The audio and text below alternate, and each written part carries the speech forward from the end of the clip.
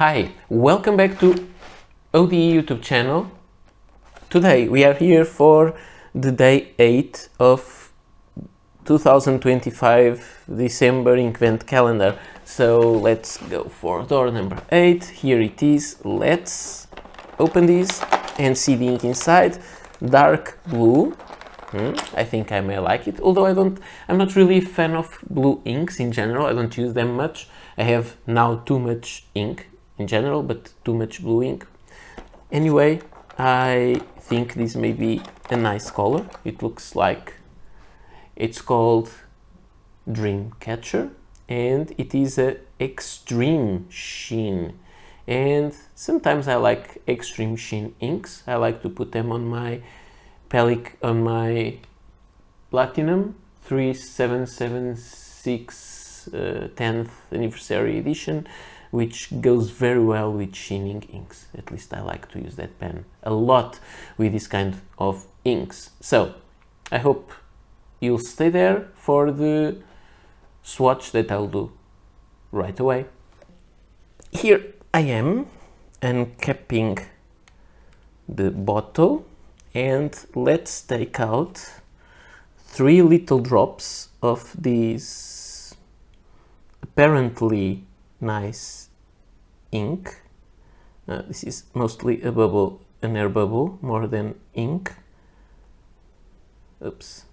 And when we are talking about sheening inks, it's nice to have more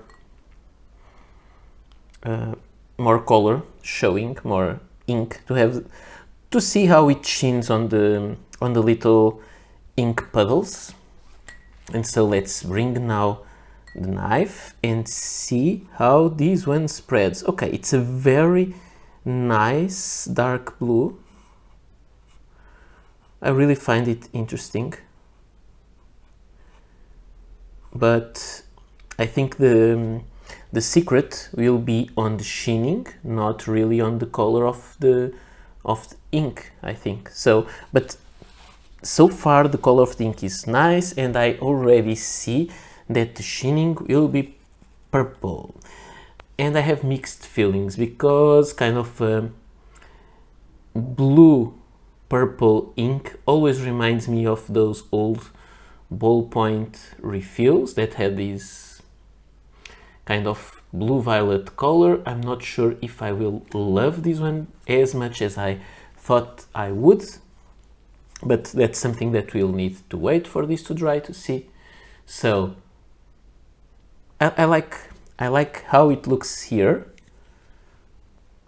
The lines on this paper really pull the ink apart from top of it, but you can see that it really covers most of the lines.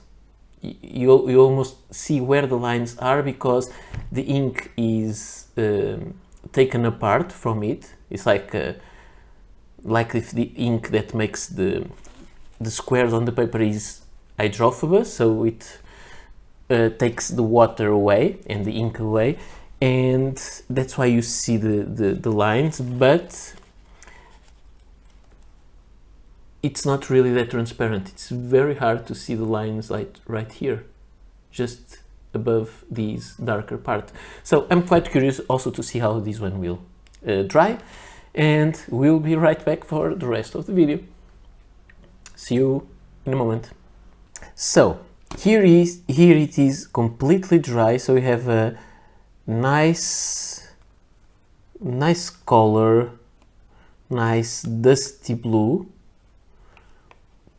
relatively light, but then you have a very extreme red sheen. So this color is kind of crazy in its characteristics, because the blue is one shade and then the sheen is completely different, and this makes an ink really a little bit strange, especially when you write. Here it looks really strange, but it looks even stranger when you write with it to try to define the kind of color it has. So let's do some comparisons with the swatches. Here we have the Dreamcatcher. ink number 8, and I have here some other inks. So it was not easy to find kind of a match. I don't have many inks that match these in my regular ink collection, so I went to the Atramentis document ink in blue, and I can see that this color is not that much different from that one, but this one has almost no sheen. There is a little bit of sheen there, which is more kind of a black sheen, not this extreme layer of extreme red sheen. So similar background color, but we can't compare the sheen at all. The next comparisons will come from the Diamine Inkvent calendars, and I have 3, 4. Two are from the Inkvent. Let me put these like that, these on the center. 2 come from the Diamine Inkvent Calendar 2019, and for those I have the Polar Glow, which has much more shading. This is a more homogeneous blue. This one has more shading, but also with the red sheen. This is what ink number 4 Polar Glow. It is a very nice one, but this blue is also brighter. And I have the Midnight Hour, which is more similar regarding the background color, but then it shades to a much darker blue, and then it has a reddish sheen.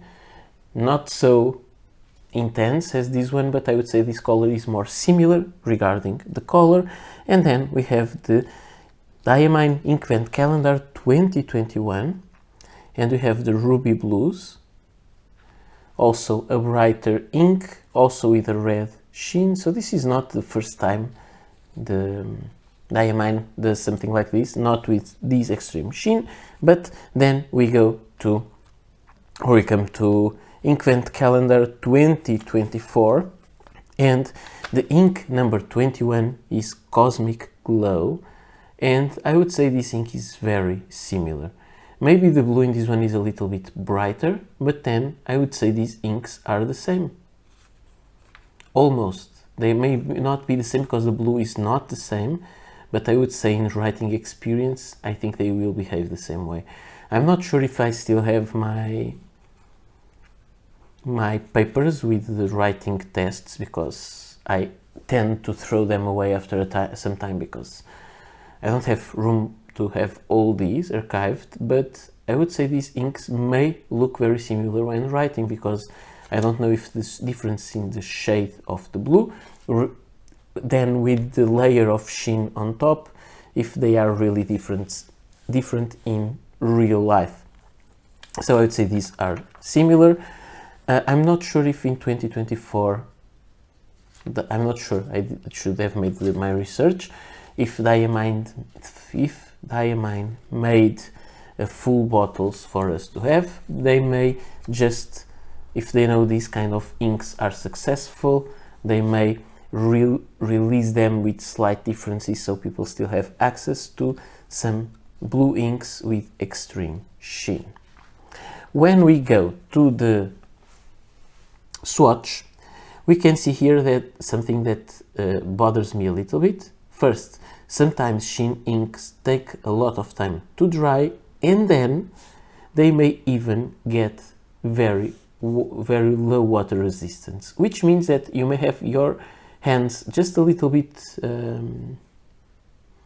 wet or moisty. You put your hands on top of paper and you can smudge that all. That's something that I don't appreciate a lot. So you can see there is a very low water resistance. Most of the color gets washed away, and you have this beautiful teal, then this beautiful turquoise, and a very dark blue on the margin of the chromatography. This is a very beautiful chromatography, but for me it's not that beautiful that is so low water resistance, because it may mean that your writing will always be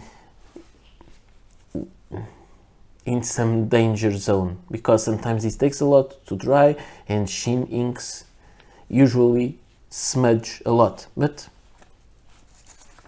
that's something that's the price that comes with extreme sheen, just to show you. And I think this is a beautiful chromatography. For this ink I chose two black pens, don't know why. One has one of my favorite nibs of all time, and it is the Parker Premier, I would say like that, and this is the Laque black silver trim. It's not silver, but it's silver colored. This is the first version of the Parker Premier, which has some difference regarding the second. I don't have the second, any example of it, because it's quite an expensive pen. I got this second hand. Actually, I think most of these pens you get second hand, they are new. They are just people that have them as gifts and they don't want them, maybe. This one has the nib, the clip on the middle of the cap. The version 2 has on the top with this top piece, because this can be dislodged out of place easily. And then this one has a click cap that gets worn over time, and the new versions are screw fit. And I say the new version, the more recent ones, I'm not sure they are still made. The nib is beautiful. The newer version of the nib is different from this one. The design is different. This one clearly has a stylized arrow, Parker arrow on there. It is a fine nib. It is a cartridge converter pen. It's one of the best nibs ever, my opinion, of course. The other pen is a classic, is the Rotring 600 in black. This one has a broad nib. It is a, how can I say, I think it is a very nicely designed pen. I would say also it is kind of an ugly pen. All black, all metal, with 6 facets on the, it has a round top and bottom, but it has 6 facets, and then it tapers down a lot there. It has a kind of a jump there, and it has this broad nib, very simple, typical Rotring design. It is a cartridge converter pen, quite heavy. It is an interesting pen. It is a classic. I would say it is a, maybe it's still not a classic because it's not that old, but I would say in maybe 10, 15 years, this will be a classic of fountain pens, I would say. So, never mind too much time talking about the pens. These are the two pens that I chose, a fine and a broad nib. Again, the papers that I'm using are the 3, the Moleskine, the Oxford optic paper, and the Navigator copy paper. They have different looks on paper.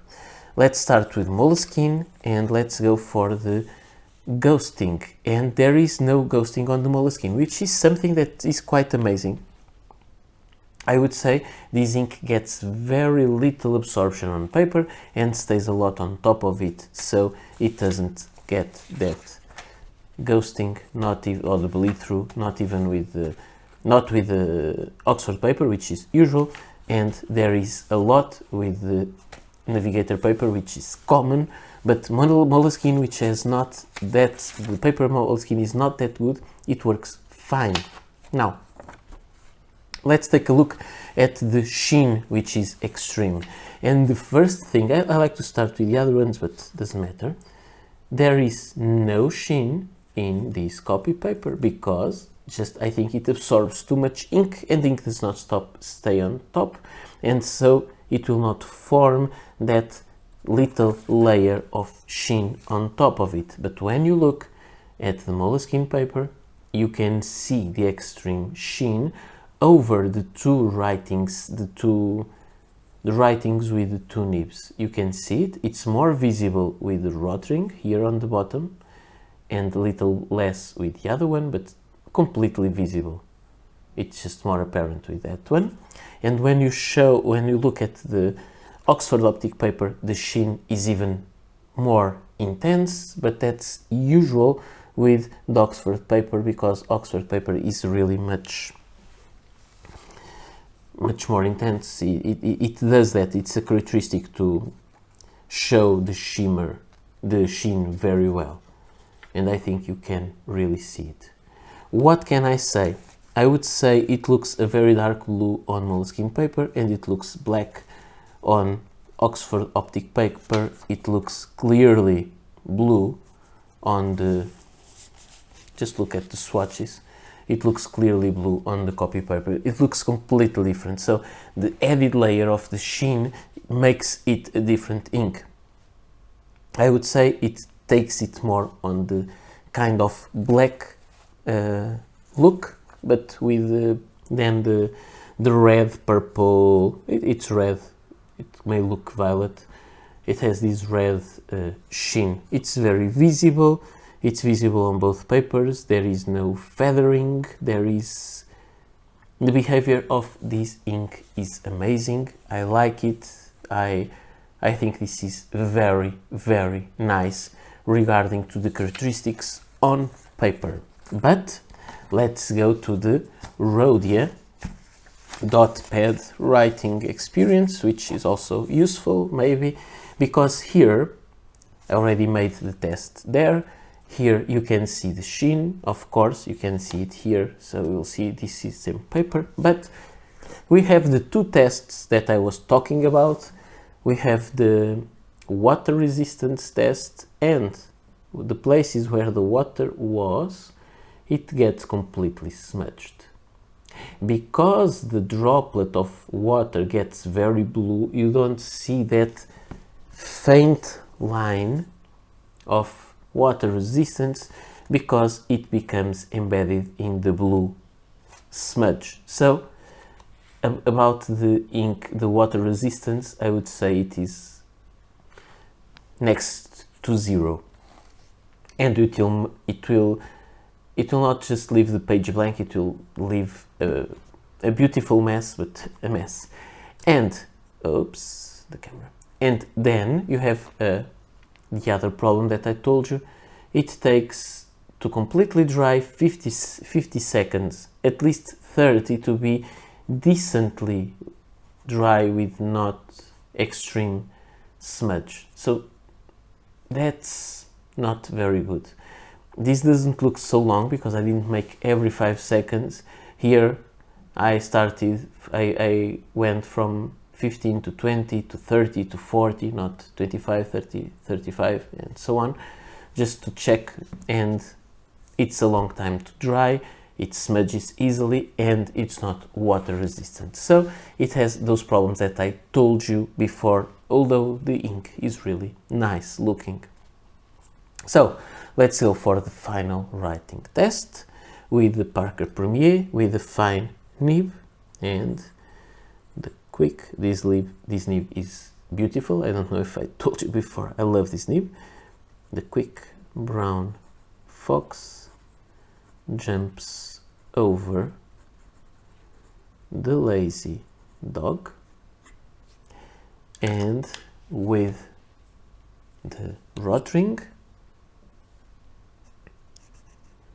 oops, I think it dried a little bit.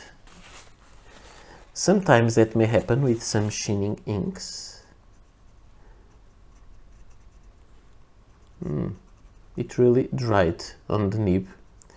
The quick brown fox jumps over the lazy dog.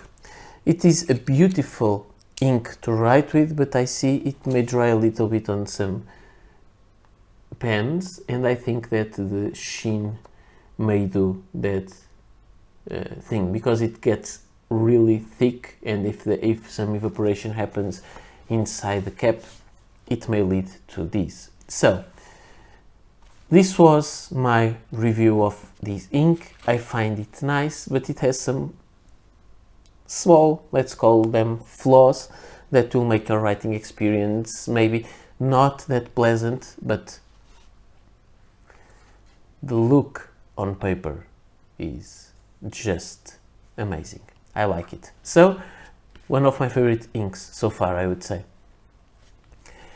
This is all for today. I hope to be back tomorrow for another video.